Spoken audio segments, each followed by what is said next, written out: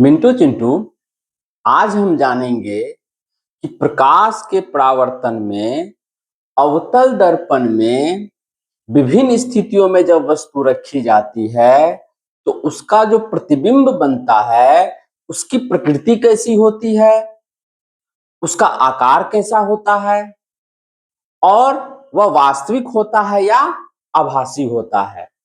तो चलिए आज हम जानते हैं कि अवतल दर्पण से जो प्रतिबिंब बनता है, विभिन्न विभिन्न स्थानों पे जब वस्तुएं रखी हुई होती है तो उस प्रतिबिंब की प्रकृति कैसी होती है, उसका आकार कैसा होता है और वह आभासी है या वास्तविक है, इस पर हम जानेंगे। और एक बात और, पूरा ध्यान से पहले सुनिएगा, अभी लिखना नहीं है, अभी सिर्फ ध्यान से सुनना है, फिर लिखने का मौका देंगे। तो सबसे पहले हम जानते हैं कि जब भी हम प्रतिबिंब का निर्माण करते हैं किसी भी दर्पण से,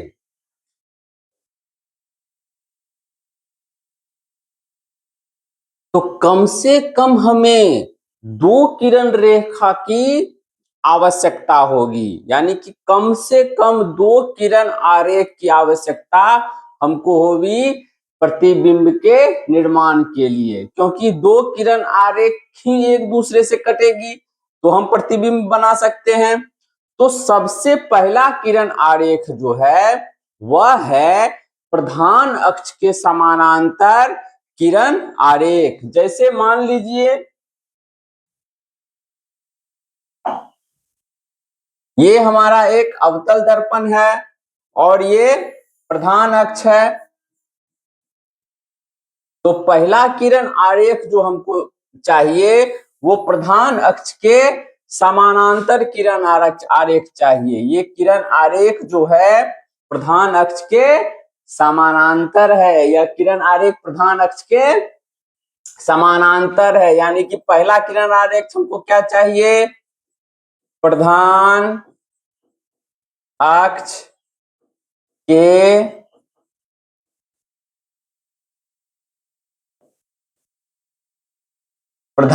के समानांतर, ये हमारा प्रधान अक्ष है।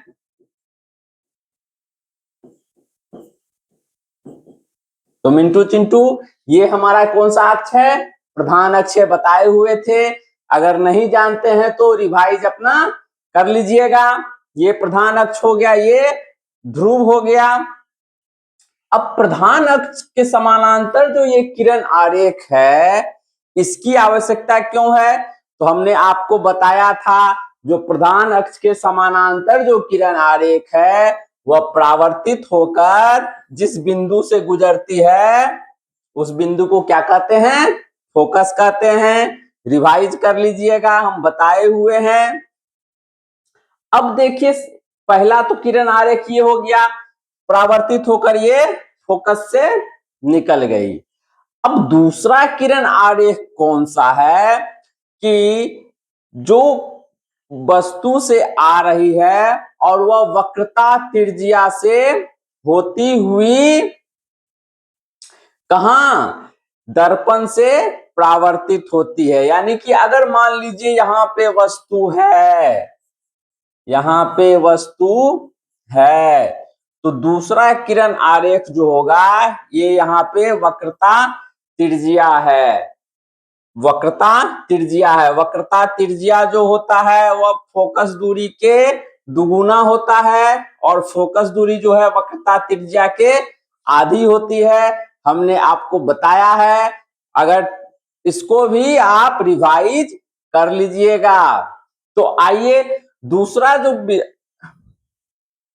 किरण है वह होगा कि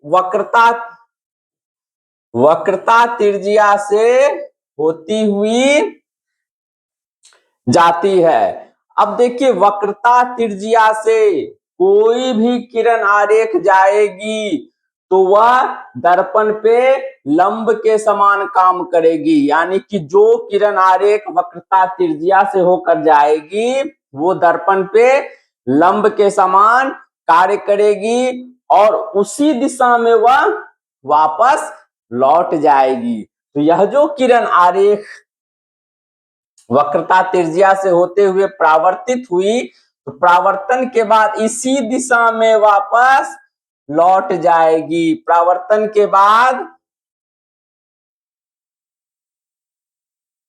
इसी दिशा में वापस लौट जाएगी। अब देखिए ये दोनों रेखा एक जगह कट रही है ना, तो एक कंडीशन में यह प्रतिबिंब यहाँ पे बनेगा, वो तो बाद में बनाएंगे। और तीसरा है कि दर्पण के फोकस से गुजरने वाली किरण, यानी कि दर्पण जो है ये फोकस है। कोई भी किरण अगर दर्पण के फोकस से गुजरती है तो परावर्तित होने के बाद प्रधान अक्ष के समानांतर वापस जाती है। देखिए कैसे, ये फोकस है, यहां वस्तु है, प्रतिबिंब आ रही है, ये फोकस से गुजरी, तो ये जो फोकस से गुजरती है, जब परावर्तित होती है तो ये प्रधान अक्ष के समानांतर परावर्तित होती है। ये देखिए ये रेखा प्रधान अक्ष के समानांतर है, और ये भी जो है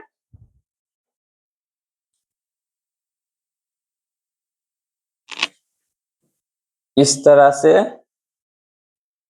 प्रधान अक्ष के समानांतर फोकस होती है। तो ये भी रेखा इसी पॉइंट पे मिलेगी, ये भी रेखा इसी पॉइंट पे मिलेगी। तो यहां तीनों मिल रहा है एक पॉइंट पे, तीनों हम ना भी लेंगे तो इस तीनों में से 1 नंबर, 2 नंबर और 3 नंबर, इस तीनों में से कोई ना कोई दो हमको लेना है, तभी हमारा प्रतिबिंब का निर्माण का आरेख बनेगा। तो चलिए एक 3 कंडीशन जान गए हम लोग कि प्रतिबिंब के निर्माण के लिए कम से कम 3 किरण आरेख हमको चाहिए, उसमें से हमको कम से कम 2 लेना है। पहला क्या है, प्रधान अक्ष के समानांतर, प्रधान अक्ष के समानांतर किरण। दूसरा है जो वक्रता त्रिज्या से होकर जाती हो, और तीसरा है जो फोकस से होकर के जाती हो। अब देखिए तीनों में क्या है, प्रधान अक्ष के समानांतर जो किरण जाएगी वह परावर्तित होकर फोकस से वापस आएगी, और जो वक्रता केंद्र से होकर के गुजरेगी किरण, वो परावर्तित होकर कहां से फिर वापस होगी, वक्रता केंद्र से ही, वह वक्रता केंद्र से ही वापस हो गई। और तीसरा है कि जब फोकस से होकर के किरण आरेख गुजरेगी तो वह परावर्तित होकर प्रधान अक्ष के समानांतर वापस जाएगी, या परावर्तित होकर प्रधान अक्ष के समानांतर वापस जाएगी। इसमें से कोई भी 2 हमको लेना है, जहां कटिंग होगा वही प्रतिबिंब है। तो चलिए आगे देखते हैं। ये तो 3 कंडीशन हो गया।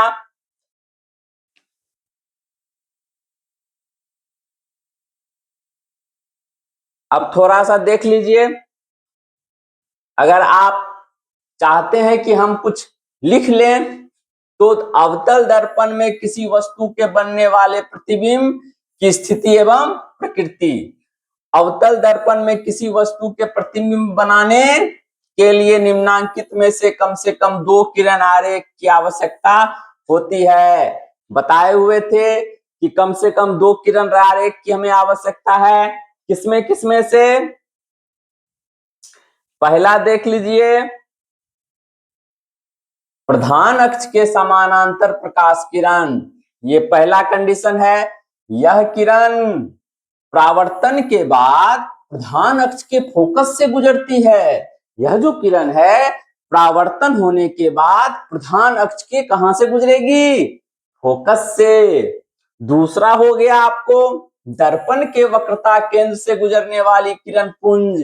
दूसरा क्या हो गया कि दर्पण का जो वक्रता केंद्र होगा, वक्रता केंद्र मतलब जिस गोले का भाग है दर्पण उसका सेंटर, वहां से जो गुजरेगा किरण वह परावर्तन होने के बाद पुनः उसी पथ पर वापस आ जाएगा। तो ये दूसरा कंडीशन हो गया। देख लीजिए, यह किरण परावर्तन के बाद पुनः उसी पथ पर से वापस हो जाती है।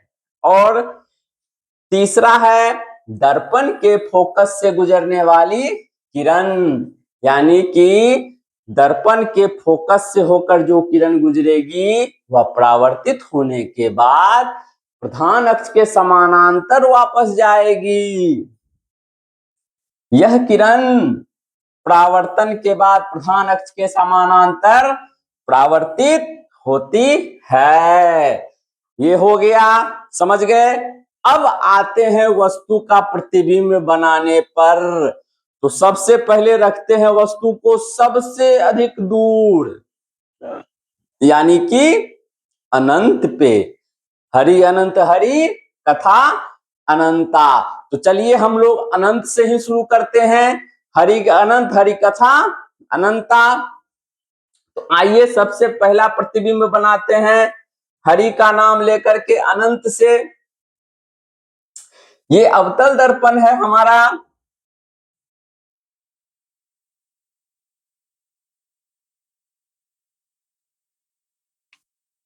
ये अवतल दर्पण है हमारा, बना दिए अवतल दर्पण। ये प्रधान अक्ष हो गया, ये कौन अक्ष हो गया? प्रधान अक्ष। चलिए, ये हमारा ध्रुव हो गया, ये हमारा फोकस हो गया, और ये हमारा वक्रता केंद्र हो गया। अब चूंकि वस्तु अनंत से है तो अनंत से जो भी प्रकाश पुंज आएगी वह प्रधान अक्ष के समानांतर ही होगी। क्यों? क्योंकि इतना दूर से आ रहा है प्रकाश पुंज, इतना दूर से आ रहा है प्रकाश पुंज कि वह जो है प्रधान अक्ष के समानांतर ही माना जाएगा। तो देखिए, अनंत से प्रकाश पुंज आया और प्रधान अक्ष के यह समानांतर है, तो यह परावर्तित होकर के कहां से गुजरेगा? नहीं मालूम है? फोकस से। कहां से गुजरेगा? फोकस से। तो चलिए इसको हम फोकस से गुजार दिए। अब दूसरा किरण पुंज लेते हैं। यह भी प्रधान अक्ष के समानांतर आया और परावर्तित होकर के कहां से गुजरा? फोकस से गुजरा। ठीक है, और भी कोई किरण पुंज लेते हैं। समानांतर आया, परावर्तित होकर के फोकस से गुजरा। तो यह जो फोकस है, यहाँ पे जो है सभी किरण जो है कहाँ मिल रही है? फोकस पर मिल रही है। सभी किरण पुंज परावर्तित होकर कहाँ मिल रही है? फोकस पे मिल रही है। तो प्रतिबिंब कहाँ बनेगा? फोकस पे बनेगा। प्रतिबिंब जो है कहां बनेगा? फोकस पे बनेगा।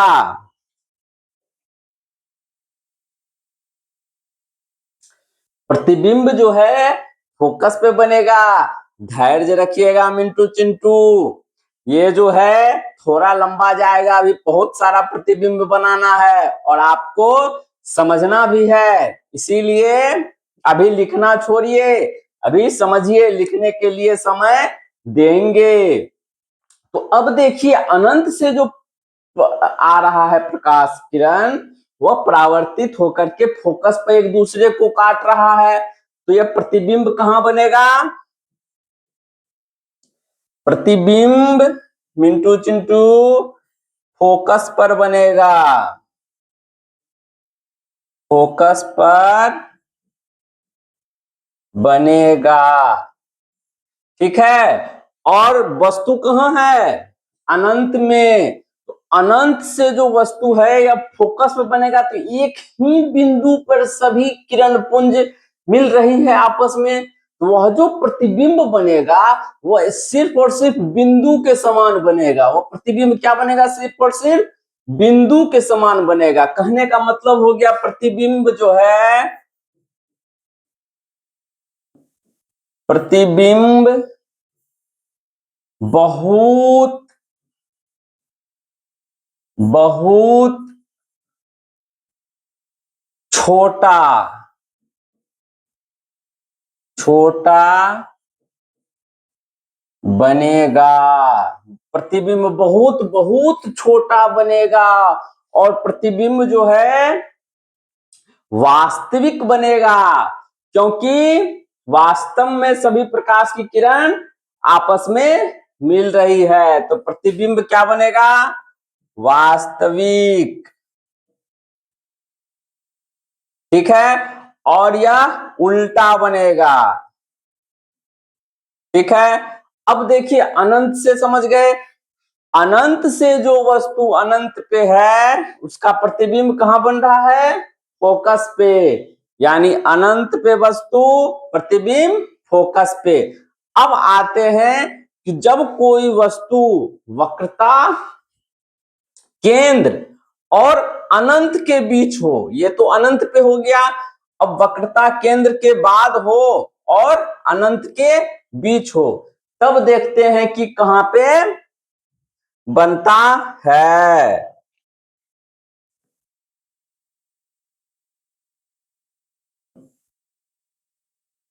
चलिए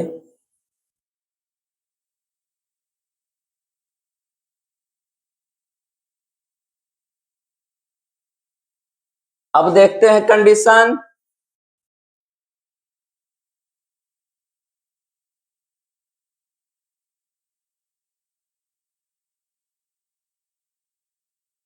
जब वस्तु वक्रता केंद्र और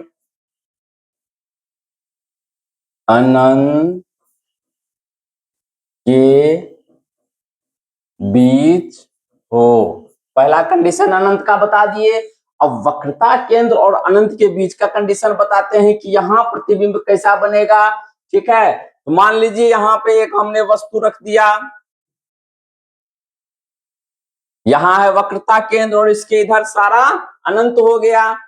अब यहां से एक समानांतर किरण पुंज भेजते हैं जो टकरा करके परावर्तित होती है और फोकस से गुजर जाती है। ये किरण पुंज जो है परावर्तित होकर के फोकस से गुजर जाती है। और दूसरा लेते हैं किरण पुंज जो वक्रता केंद्र से गुजरती है और परावर्तित होकर पुनः इसी पथ पर वापस लौट जाती है। ठीक है, अब देखिए ये दोनों किरणें जो हैं एक दूसरे को आपस में कहां काटती है? यहां पे मिलती है।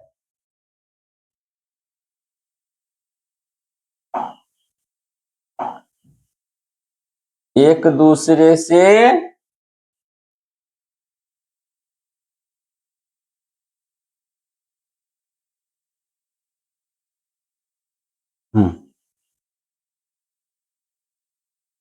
यहां पे मिलती है।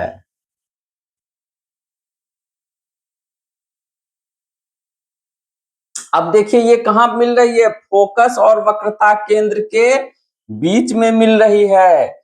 और वस्तु से क्या है? छोटा है। वस्तु से छोटा है और वस्तु से उल्टा भी है। और चूंकि प्रकाश किरण के वास्तव में मिलने से बन रही है तो ये क्या हो जाएगी? वास्तविक हो जाएगी। तो यह प्रतिबिंब कैसा बनेगा? वस्तु से छोटा बनेगा, उल्टा बनेगा, वास्तविक बनेगा। और यह प्रतिबिंब जो है वस्तु से छोटा, उल्टा वास्तविक बनेगा। और किसके बीच बनेगा? फोकस और वक्रता केंद्र के बीच बनेगा। फोकस और वक्रता बहुत इंपॉर्टेंट है के बीच बनेगा। यह फोकस और वक्रता केंद्र के बीच बनेगा। मतलब एकदम सिंपल सा डिफाइंड है। अनंत से जो आया फोकस पे, अनंत और वक्रता केंद्र के बीच जो आया फोकस और वक्रता केंद्र पे। देखिए वस्तु अनंत से आ रही है, इधर खिसक रही है, और प्रतिबिंब जो है इधर खिसक रहा है। यानी वस्तु अनंत से धीरे धीरे खिसक रही है दर्पण की ओर, प्रतिबिंब दर्पण से धीरे धीरे खिसक रहा है अनंत की ओर, है ना। पहला बना फोकस पे, उसके बाद बना फोकस और वक्रता केंद्र के बीच में। अब आइए तीसरा है कि वस्तु जब वक्रता केंद्र पे स्थित है तब प्रतिबिंब कैसा बनेगा। तो देखते हैं कि वस्तु जब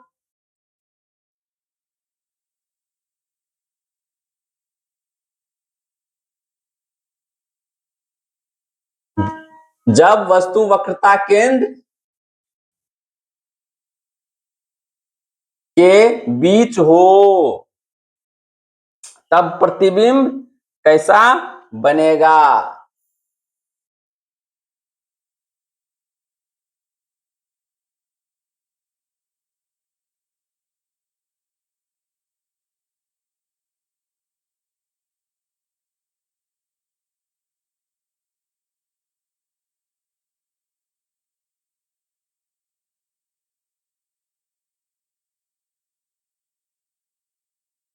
अब वस्तु है वक्रता केंद्र पे स्थित। सबसे पहला कंडीशन तो प्रधान अक्ष के समानांतर किरण जाएगी ही जाएगी, और ये परावर्तित होकर के फोकस से वापस लौट जाएगी। ये परावर्तित होकर फोकस से वापस लौट जाएगी। और दूसरा कंडीशन क्या था कि वह किरण पुंज जो है वक्रता केंद्र से होकर जाएगी। अब देखिए यहाँ पे एक ट्विस्ट आता है। यहाँ पे क्या आता है? एक ट्विस्ट आता है। अब यहाँ वक्रता केंद्र के ऊपर ही है वस्तु, तो फिर वक्रता केंद्र से होकर के कैसे गुजरेगी और कैसे परावर्तित होगी। तो यहाँ पे जो है पहले तीन कंडीशन बताए थे ना। पहला कंडीशन प्रधान अक्ष के समानांतर, दूसरा वक्रता केंद्र होकर, तीसरा फोकस से होकर।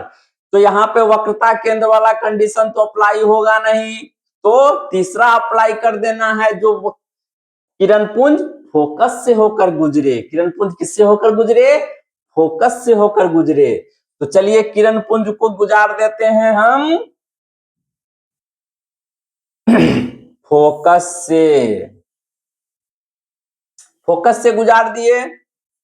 अब बताइए मिंटू चिंटू, जब किरण पुंज फोकस से होकर गुजरेगी तो परावर्तित होने के बाद वह कैसे जाएगी? प्रधान अक्ष के समानांतर वापस जाएगी। क्या जाएगी? प्रधान अक्ष के समानांतर वापस जाएगी। तो ये प्रधान अक्ष के समानांतर वापस हो गया। ये प्रधान अक्ष के समानांतर, थोड़ा अच्छा से कर देते हैं समानांतर। ये प्रधान अक्ष के समानांतर वापस हो गया। अब देखिए ये किरण यहाँ पे मिल रही है, तो प्रतिबिंब कहां बनेगा? इसी जगह पे बनेगा, इसी पॉइंट पे बनेगा, इसी बिंदु पे बनेगा। तो यह प्रतिबिंब जो है वक्रता केंद्र पे ही बनेगा। यह प्रतिबिंब वक्रता केंद्र पे ही बनेगा, उल्टा बनेगा, और इसका आकार जो है वस्तु के आकार के बराबर होगा। वस्तु के आकार के बराबर होगा। देखिए अनंत से जो आ रहा था उसका प्रतिबिंब बहुत छोटा बना, बिंदु मात्र। अनंत और वक्रता केंद्र के बीच जो वस्तु था उसका प्रतिबिंब छोटा बना वस्तु से, और वक्रता केंद्र पे जो वस्तु है उसका प्रतिबिंब वस्तु के समान बना, उसका वस्तु के, तो यह प्रतिबिंब क्या बन गया, वस्तु के समान बन गया। तो कैसा बनेगा प्रतिबिंब, वास्तविक, उल्टा एवं वस्तु के समान। यानी कि अब जितना बड़ा यह वस्तु है उतना ही बड़ा प्रतिबिंब भी बनेगा, जितनी बड़ी वस्तु है उतनी ही प्रतिबिंब भी बनेगा। और यह प्रतिबिंब कहां पे बनेगा, प्रतिबिंब वक्रता केंद्र पर बनेगा।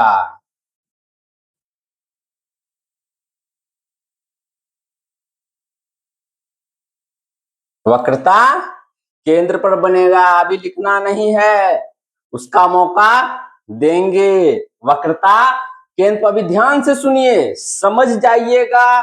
कॉन्सेप्ट अगर डेवलप हो जाएगा तो एकदम कोई रट्टा मारने की जरूरत नहीं है, एकदम सिर्फ ध्यान से सुनना है, पेशेंस रख करके ध्यान से सुनना है, क्योंकि बहुत ही इंपॉर्टेंट चैप्टर है। एक बार समझ जाइएगा ना तो आगे बहुत काम देगा।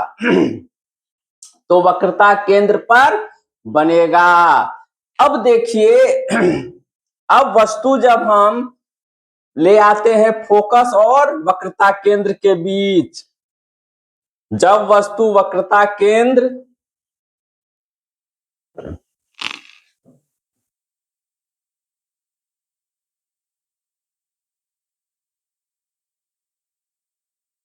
एकदम ध्यान से देखना है, बहुत ही इंपॉर्टेंट है। अब देखिए जादू होता क्या है, वस्तु वक्रता केंद्र और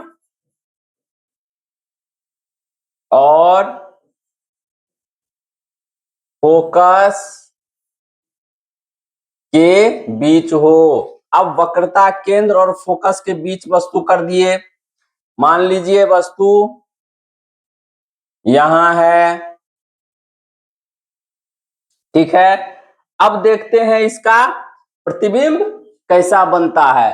तो सबसे पहले तो कर देते हैं प्रधान अक्ष के समानांतर, और वापस हो गया फोकस से, ठीक है। प्रधान अक्ष के समानांतर किरण पुंज गया और वापस फोकस से चला गया। और दूसरा जो है,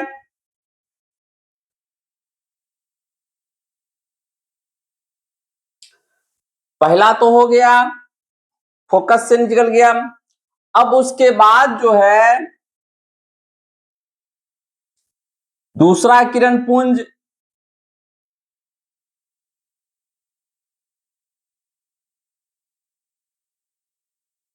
फोकस से जाएगी और परावर्तित होकर के प्रधान अक्ष के समानांतर वापस चले जाएगी। ये परावर्तित हो गए प्रधान अक्ष के समानांतर। अब ये दो किरण जो टकराई, यहां पे प्रतिबिंब बनेगा, यहां पे प्रतिबिंब बनेगा। और यह प्रतिबिंब जो है, यह प्रतिबिंब जो है कैसा बनेगा, वास्तविक,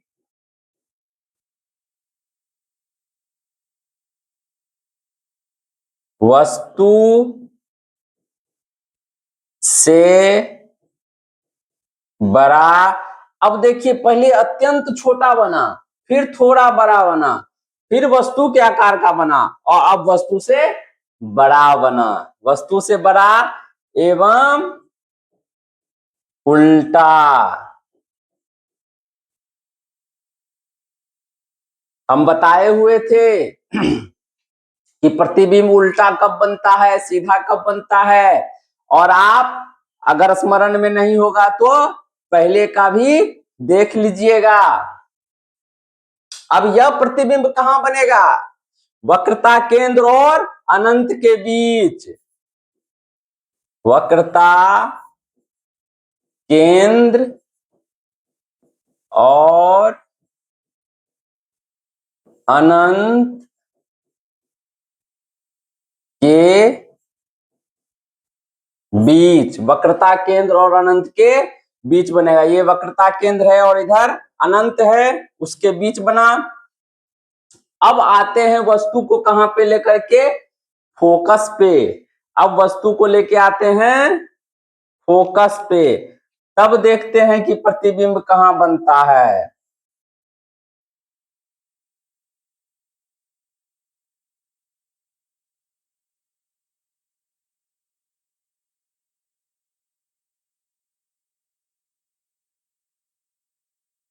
चलिए, बहुत इंपॉर्टेंट चैप्टर है, एक साथ समूचा बता देते हैं। समूचा वक्रता वस्तु बनेगा जब वस्तु, इसको खत्म कीजिए, इसको खत्म कीजिए, फोकस, जब वस्तु फोकस पर हो, जब वस्तु फोकस पर हो तब देखते हैं प्रतिबिंब कैसा बनता है। तो हमारा फोकस यहाँ है, चलिए यहां हमने वस्तु को रख दिया। ठीक है, सबसे पहला काम क्या करेंगे? प्रधान अक्ष के समानांतर यह जो है फोकस से गुजर जाएगा। अब देखिए फोकस पे है तो फोकस से किरण आरेख गुजार नहीं सकते हैं, तो यह किरण आरेख कैसा गुजारेंगे? जो परावर्तित होने के बाद उसी पथ पर वापस आते हुए वक्रता केंद्र से होकर के गुजरेगा। ठीक है, ये देखिए यहां से गया और परावर्तित होने के बाद वक्रता केंद्र से गुजरता हुआ आपको आ गया। यह जो प्रतिबिंब बनेगा यह बहुत बहुत दूर अनंत पे बनेगा। यह प्रतिबिंब कहां बनेगा? यह प्रतिबिंब अनंत पे बनेगा। कहां बनेगा? अनंत पर बनेगा। हरि अनंत हरि तथा अनंता। यह प्रतिबिंब जो है अनंत पे बनेगा। देखिए वस्तु था अनंत पे तो प्रतिबिंब बना फोकस पे। वस्तु अनंत पे बहुत बड़ा है, प्रतिबिंब फोकस पे बहुत छोटा बना। अब वस्तु है फोकस पे तो प्रतिबिंब कहां बन रहा है? अनंत पे। वस्तु फोकस पे बहुत छोटा है, इसका प्रतिबिंब जो अनंत पे बन रहा है यह बहुत बड़ा बनेगा। तो प्रतिबिंब जो है अनंत पे जो बनेगा वस्तु से बहुत बड़ा बनेगा, बहुत बड़ा बनेगा, वस्तु से बहुत बड़ा बनेगा। अब देखिए यह जो वस्तु से बहुत बड़ा बनेगा और उल्टा बनेगा। क्या बनेगा? उल्टा। उल्टा बनेगा। अब इस प्रतिबिंब की प्रकृति क्या होगी? या वास्तविक, वास्तविक प्रतिबिंब बनेगा। अब आइए वस्तु फोकस और ध्रुव के बीच रख के देखते हैं इसका प्रतिबिंब कैसा बनेगा। वस्तु को कहां रखेंगे? ओहो, चलिए फिर से। अब वस्तु को फोकस और ध्रुव के बीच रखने पर, बहुत इंपॉर्टेंट चैप्टर है, बहुत इंपॉर्टेंट है ये। और पहले ध्यान से देखना है, समझना है, उसके बाद लिखना है।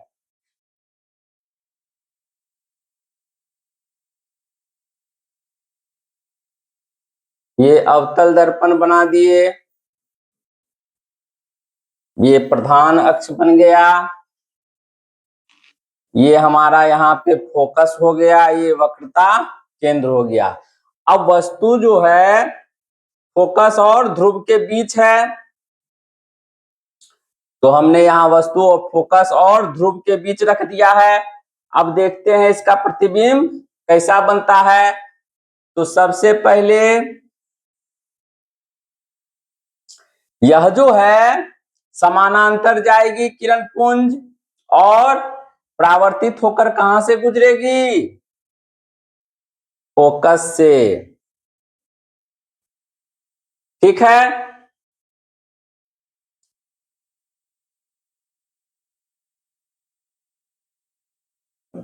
अब दूसरा है किरण पुंज जो जाएगी और परावर्तित होकर के जो है वक्रता केंद्र से गुजरेगी। अब देखिए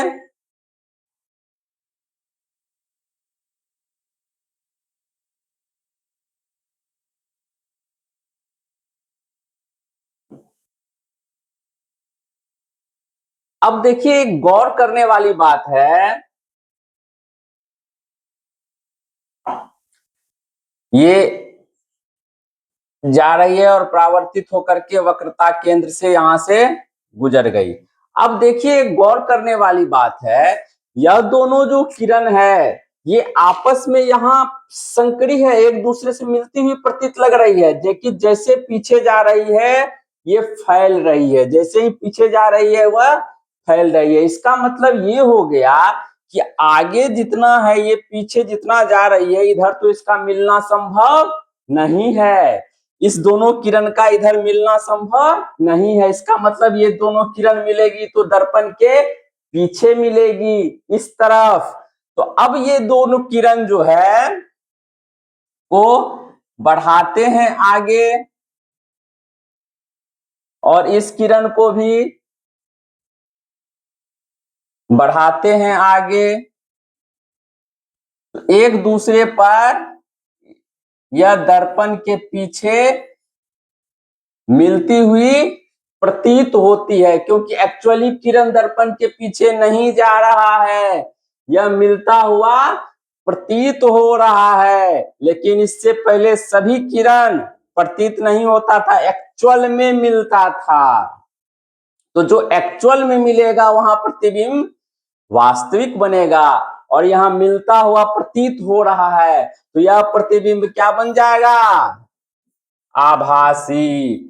अवतल दर्पण का इकलौता प्रतिबिंब जो आभासी बनता है, पूछ देगा कि बताओ मिंटू चिंटू अवतल दर्पण का इकलौता प्रतिबिंब जो आभासी बनता है वह वस्तु कहां पे रखी हुई रहती है?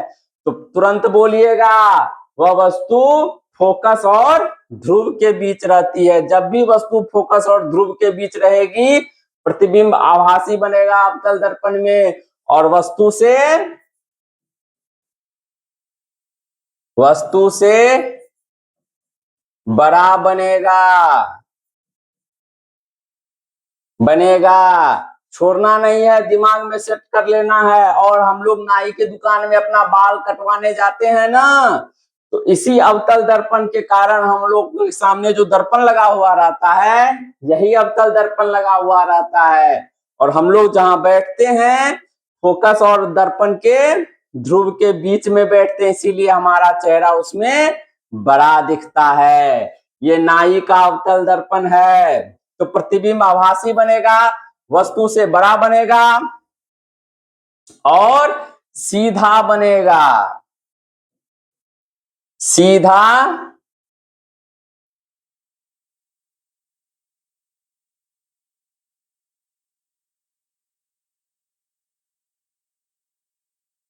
सीधा बनेगा। देखो, अब अनंत पे वस्तु था, उसके बाद अनंत और वक्रता केंद्र के बीच आया, उसके बाद वक्रता केंद्र और फोकस के बीच आया, वक्रता केंद्र पे आया, फिर फोकस पे आया, और फोकस और ध्रुव के बीच आया। बाकी सभी कंडीशन में वास्तविक प्रतिबिंब बना, उल्टा बना, लेकिन ध्रुव और फोकस के बीच का प्रतिबिंब आभासी बना।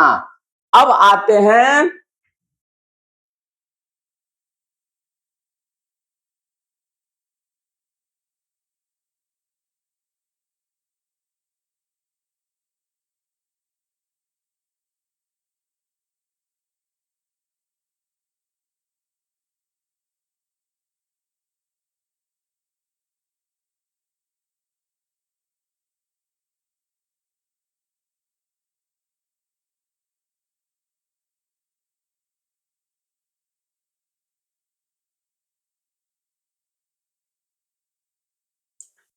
चलिए यहां से अब देख लीजिए, पहला में जब वस्तु अनंत पर हो, जब वस्तु अनंत पर होती है तब आने वाली सभी किरण पुंज प्रधान अक्ष के समानांतर होती है और परावर्तित होकर फोकस पे एक दूसरे से मिलती है, जिससे प्रतिबिंब वास्तविक वस्तु से बहुत बहुत छोटा एवं फोकस पर उल्टा बनती है। ठीक है, इसको लिख लीजिए 1 नंबर। अब दूसरा नंबर है, इससे पहले फिगर बताए थे, बता देते हैं। ये अवतल दर्पण है,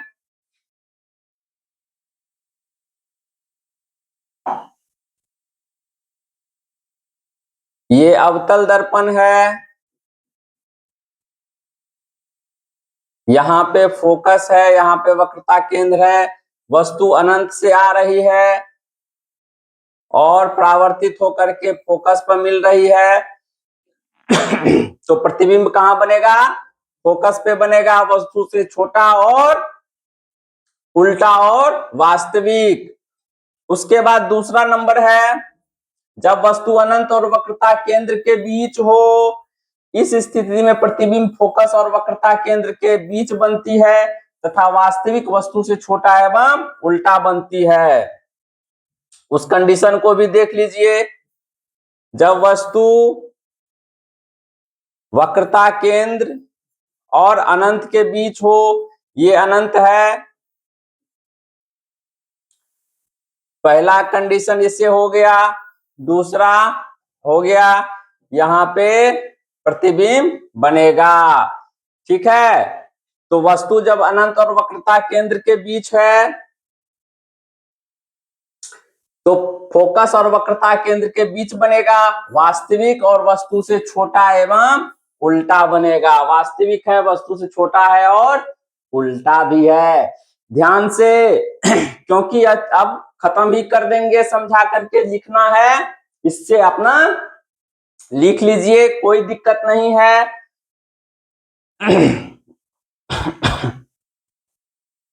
अब आइए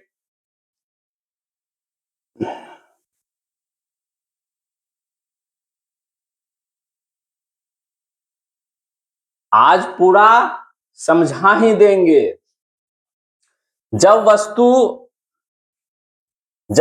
वक्रता केंद्र पर स्थित हो, इस स्थिति में प्रतिबिंब वक्रता केंद्र पर बनती है तथा वास्तविक उल्टा एवं वस्तु के आकार का बनती है। अब देखिए वस्तु कहां दिया, वक्रता केंद्र पर दिया, एक किरण ऐसे गया, दूसरा समानांतर ऐसे गया, प्रतिबिंब जो है वक्रता केंद्र पर ही बना, या वस्तु के आकार का बना, वास्तविक बना और उल्टा बना। ठीक है, चलिए चौथा नंबर में, जब वस्तु वक्रता केंद्र एवं फोकस के बीच स्थित हो, इस स्थिति में प्रतिबिंब वक्रता केंद्र और अनंत के बीच बनती है तथा वास्तविक उल्टा एवं वस्तु से बड़ा बनती है।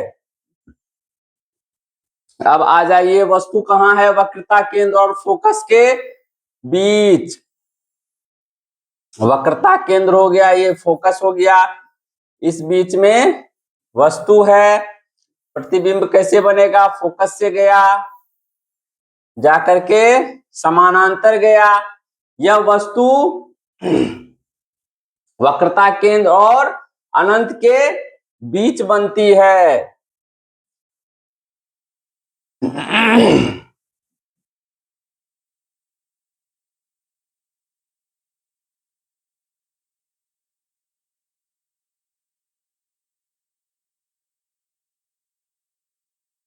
यहां पे जो है प्रतिबिंब बनेगा वक्रता केंद्र और अनंत के बीच। यह भी वास्तविक होगा, उल्टा होगा, लेकिन वस्तु से बड़ा होगा। ठीक है, अब देखिए पांचवा कंडीशन है,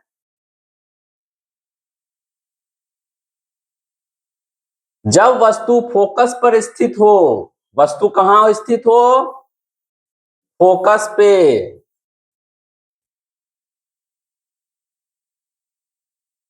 ठीक है, पहला तो ऐसे जाएगा, और दूसरा जो है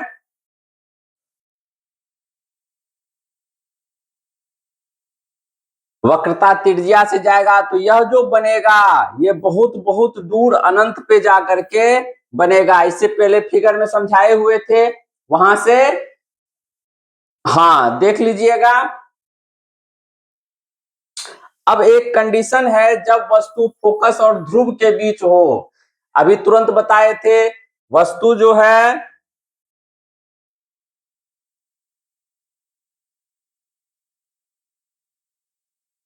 फोकस और ध्रुव के बीच होगा। फोकस है, वक्रता केंद्र है, ध्रुव है। अगर इस बीच होगा वस्तु, तो पहले क्या हुआ? परावर्तन के बाद आएगा, फिर इधर मिलेगा नहीं, वापस बढ़ाने पर यह पीछे मिलेगा। यह प्रतिबिंब क्या होगा? आभासी होगा, सीधा होगा और वस्तु से बड़ा बनेगा। तो हर कंडीशन में बनने वाले प्रतिबिंब को समझाए, थोड़ा लंबा था, इसको उतार लीजिए। और एक डाटा अभी दे रहे हैं, उसे भी देखना है।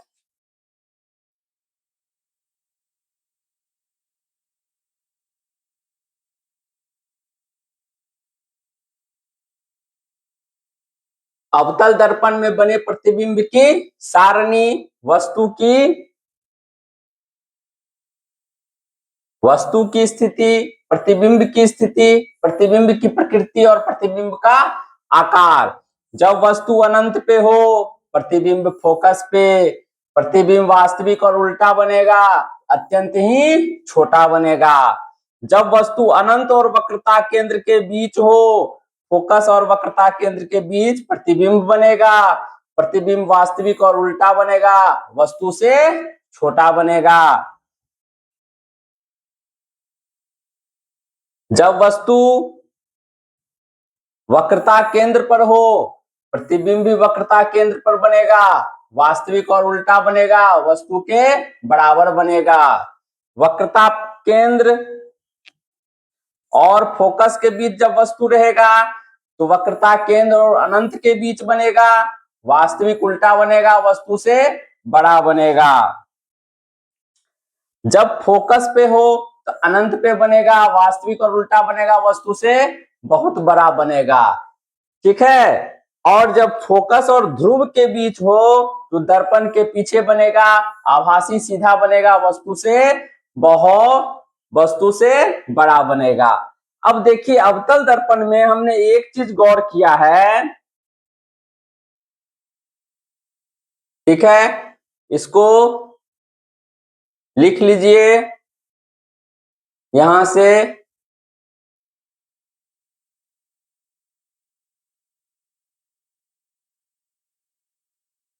अब अवतल दर्पण में हमने एक चीज गौर किया है, बहुत मार्केबल है, इसे मैं समझा देना चाहता हूं। देखिए दर्पण है, प्रतिबिंब जो है वस्तु है, वस्तु इधर से बढ़ रही है दर्पण की ओर, और प्रतिबिंब जो है इधर से बढ़ रहा है अनंत की ओर। वस्तु अगर बहुत बड़ा होगा तो प्रतिबिंब फोकस पे बन रहा है या बहुत छोटा बनेगा, यानी वस्तु का आकार और प्रतिबिंब का आकार, वस्तु का आकार जितना रहेगा प्रतिबिंब का आकार बहुत छोटा रहेगा। फिर वस्तु आगे आया, वस्तु आगे आया, प्रतिबिंब जो है थोड़ा पीछे गया, बहुत छोटा से बड़ा बना। फिर वस्तु आगे आया, प्रतिबिंब जो है वस्तु के आकार का बना। फिर वस्तु आगे आया, प्रतिबिंब जो है वस्तु से बड़ा बना। अब फिर प्रतिबिंब जो है आगे आया और वस्तु का प्रतिबिंब बहुत बहुत बड़ा बना। अब वस्तु फोकस और ध्रुव के बीच आया तो प्रतिबिंब जो है बड़ा बना और आभासी बना। तो यानी कि जैसे जैसे वस्तु दर्पण की ओर बढ़ रहा था, पहले प्रतिबिंब अनंत तक भागा और फोकस और दर्पण के बीच आया तो प्रतिबिंब आभासी बना। अवतल दर्पण का इकलौता प्रतिबिंब जो आभासी बनता है वो कहाँ स्थित रहता है? फोकस और दर्पण के बीच। हमको उम्मीद है मिंटू चिंटू कि आप बहुत अच्छे से समझे, अब कहीं कोई दिक्कत नहीं होगी। और हमने जो पहले भी बताया था सबको एक एक करके रिवाइज कीजिएगा, ठीक है ना? बहुत बहुत धन्यवाद।